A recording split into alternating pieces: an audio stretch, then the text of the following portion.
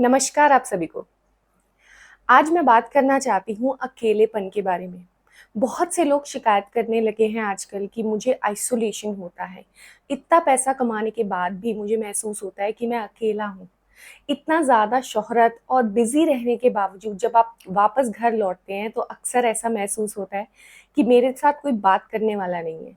बहुत से लोग तो ये भी शिकायत करते हैं कि जब मैं भीड़ में होती हूँ या मैं भीड़ में होता हूँ तो मुझे अक्सर अकेलापन महसूस होता है।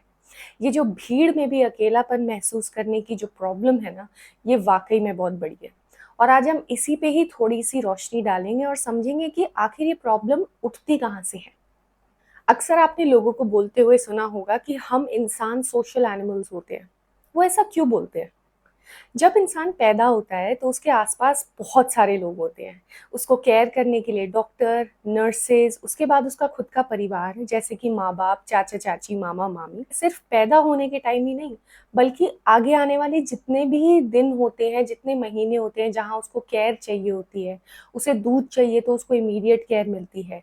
अगर उसे नहाना है तो उसको हाइजीन का ध्यान रखते हुए उसके सारा परिवार उसके पीछे जुट जाता है। मतलब इस पूरी दुनिया का जो सेंटर पॉइंट है वो बच्चा बन जाता है। तो जब इंसान पैदा होते ही इतनी अटेंशन पाने का आदी हो जाता है, तो सोचिए जब वो जैसे-जैसे बड़ा होता है, जब लोग उससे दूर होते चले जाते हैं, उसे बड़े होने की उम्मीदें पाली जाती हैं, तो जायज़-सी बात है आइसोलेशन या अकेलापन आना बनता है। अक्सर हमारे जो चाइल्डहुड एक्सपीरियंसेस होते हैं, वो हमें बनाते हैं। तो मान लीजिए एक बच्चा है और उसको कॉन्स्टेंटली एक जॉइंट फैमिली में पाला गया है। लोग उसके आस-पास घूमते हैं, उसके कज़िन्स, उसके भाई-बहन, उसके माँ-बाप, उसके बाकी रिलेटिव्स, उसको हर एक चीज़, उसकी हर एक कमी को पूरा किया जाता है। लेकिन जैसे-जैसे वो बच्चा बड़ा होता रहता है और घर में और छोटे भाई-बहन आने शुरू होते हैं, वो अटेंशन उस बच्चे से हटकर दूसरे बच्चों पे चली जाती है। या फिर माँ-बाप की उम्मीदें बढ़ जाती हैं क्योंकि अब वो बच्चा धीरे-धीरे बड़ा हो रहा है और उसे ज़िम्मेदारी लेनी शुरू करनी है। बस यहीं से ही हमारा अकेलेपन का एहसास आना शुरू हो जाता है। अब आप ये पूछेंगे तो क्या छोटे बच्चे पे ध्यान नहीं देना या उसकी केयर नहीं करनी चाहिए क्या? ऐसा देखा गया है कि 8 साल की उम्र तक बच्चा अपने सबकॉन्शियस माइंड में ये सारी इन्फॉर्मेशन स्टोर करने लगता है। जैसे-जैसे वो बड़ा होता रहता है, उसको इस चीज़ की कंडीशनिंग महसूस होने लगती है। माँ-बाप अक्सर बोलते हुए दिखते हैं कि बच्चे बाहर जाना, तो ध्यान से जाना, अपने दोस्तों के साथ जाना या किसी को लेके जाओ। हमेशा छोटे बच्चों को किसी के साथ देखा जाता है या उनकी केयर के लिए किसी को रखा जाता है और अब उसको लोगों के साथ रहने की आदत हो चुकी होती है। वो उन लोगों के साथ सेफ फील करता है। परंतु जैसे ही बच्चा 8 साल के बाद अपने कॉन्शियस माइंड से काम करने लगता है, लोगों के साथ इंटरैक्ट करता है, अपने माँ-बाप का व्यवहार बदलता हुआ देखता है, उसके आस-पास के लोग उससे एक्सपेक्टेशंस रखने लगते हैं। बस वहीं से ही उसका एक कन्फ्यूजन वाला स्टेज शुरू हो जाता है, जहाँ पे उसका सबकॉन्शियस और कॉन्शियस माइंड कांस्टेंट फाइट में होते हैं। वो दोनों एक दूसरे से लड़ रहे होते हैं, जहाँ की सबकॉन्शियस माइंड बोल रहा होता है कि तुझे किसी का साथ चाहिए, तुझे खुश रहने के लिए किसी के साथ रहना ज़रूरी है, अकेलापन तुम्हारे लिए बुरा है या अनसेफ है। वहीं कॉन्शियस माइंड या जो ग्रोइंग माइंड होता है बच्चे का, जो आसपास की चीज़ों से हिंट्स गैदर करता है, वो उसे कहता है कि तुझे बड़ा होना है, अब तुझे यहाँ अकेले जाना है, तुझे मम्मी ने राशन लेने भेजा है तो तुझे अकेले ही जाना पड़ेगा। ये चीज़ें जैसे-जैसे बच्चा बड़ा होता है, उस कन्फ्यूज़िंग स्टेट में चलता रहता है। अब जब एक सबकॉन्शियस और कॉन्शियस माइंड एक कांस्टेंट कॉन्फ्लिक्ट में चलते हैं, लड़ाई में चलते हैं, तो बच्चा अपने आप को बहुत ज़्यादा फँसा हुआ पाता है।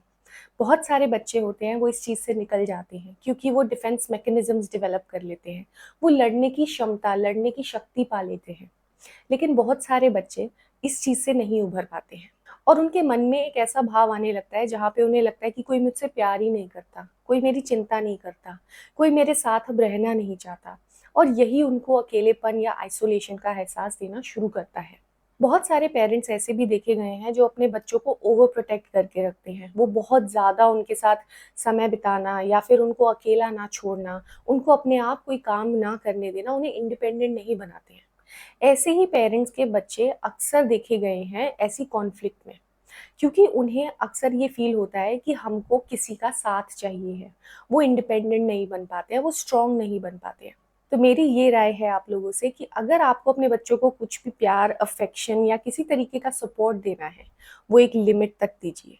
जब तक कोई चीज़ लिमिट में रहेगी, बच्चा उसका आदी नहीं बनेगा।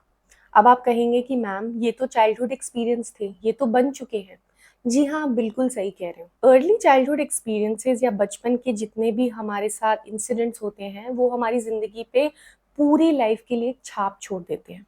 आप एक अगर ब्लैक बोर्ड को देखें, वो जब नया होता है तो उस पे लिखने में कितना मज़ा आता है, बिल्कुल साफ एकदम ब्लैक होता है। लेकिन जैसे-जैसे लाइफ आगे बढ़ती है, हमारी क्लासेस होती हैं, तो हम उस पे लिखना शुरू कर देते हैं। और जितनी भी बार हम उसे मिटाते हैं, उसका हल्की-सी छाप, उसकी हल्की-सी एक रिफ्लेक्शन रह जाती है। बस चाइल्डहुड एक्सपीरियंसेस भी ऐसे ही होते हैं।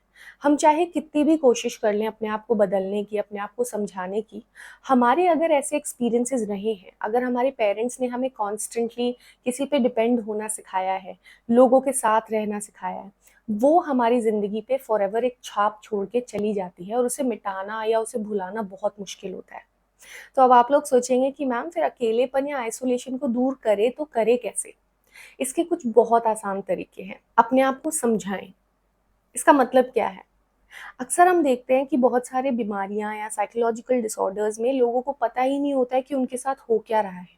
तो जब उनको पता ही नहीं कि उनके शरीर में क्या चल रहा है, उनके माइंड में क्या चल रहा है या उसका रूट कॉज़ क्या है, उसकी एक्चुअली में जड़ कहाँ है उस बीमारी की, तब तक हम उसको सही कैसे करेंगे? हम उसे बीमारी को ठीक कैसे करेंगे? इसीलिए अकेलापन और आइसोलेशन भी एक ऐसी बीमारी है, ये लोनलीनेस एक ऐसी बीमारी है जिसको हमें समझना होगा। हमें अपने पास्ट एक्सपीरियंसेस में जाकर ये समझना होगा कि हम लोगों पे इतने डिपेंडेंट क्यों हैं। क्या हमारे पेरेंट्स ने हमें इतना भी इंडिपेंडेंट नहीं बनाया? हमारे इमोशंस या हमारी खुशी किसी और इंसान के साथ क्यों जुड़ी है? साइकोलॉजी में एक टर्म होती है सेल्फ अवेयरनेस। जितना ज़्यादा हम अपने आप को समझेंगे, जितना ज़्यादा हम अवेयरनेस लेके आएँगे, उतनी जल्दी और उतनी आसानी से हम इस बीमारी से छुटकारा पा पाएँगे। अक्सर जब हम रिलेशनशिप्स को टूटते हुए देखते हैं या किसी की उम्मीदों पे पानी फिरते हुए देखते हैं, तो हमें बहुत दुःख होता है। वो पता है क्यों? क्योंकि हमने किसी दूसरे इंसान से कोई एक्सपेक्टेशंस लगाई हुई हैं और ये भी एक बहुत बड़ा कारण होता है अकेलेपन का। अक्सर देखा गया है कि बहुत से लोग अपनी खुशी को दूसरे लोगों पे निर्भर कर देते हैं। हम अपने आप के साथ खुश क्यों नहीं रहते हैं? हम क्यों हमेशा सोचते हैं कि अगर हम एक ग्रुप में बैठेंगे या अगर कोई हमसे बात करेगा, तो ही हम खुश हो पाएँगे या हमारा एंटरटेनमेंट हो पाएगा। जैसे ही आप इस सोच को बदल देंगे, आपका अकेलापन दूर होना शुरू हो जाएगा। अब ये कैसे करें?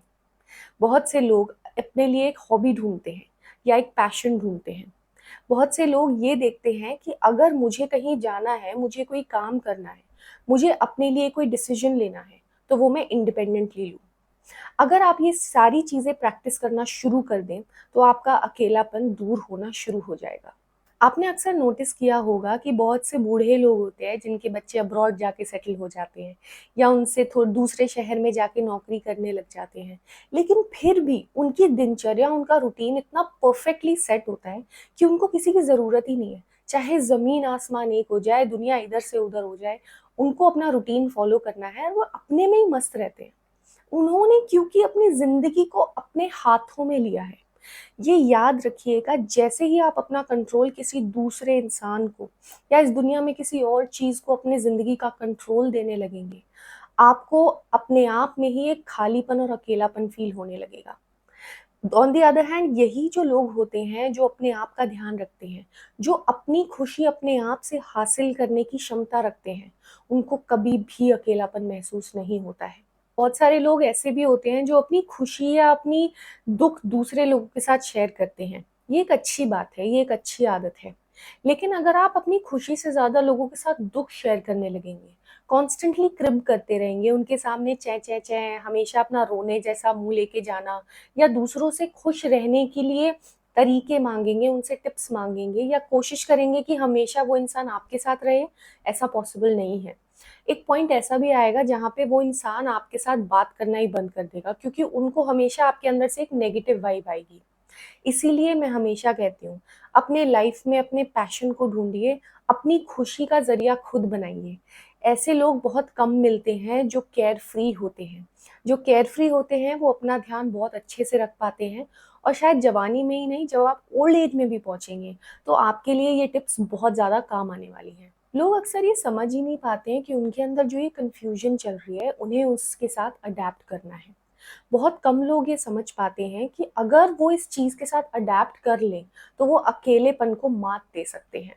इसीलिए अपने अंदर की जो गहराइयाँ हैं, जो एहसास है, उसके साथ अपनी करंट सिचुएशन को बैलेंस करके रखना है। और जो ये इमोशंस हैं, इनको बाहर निकलने दीजिए।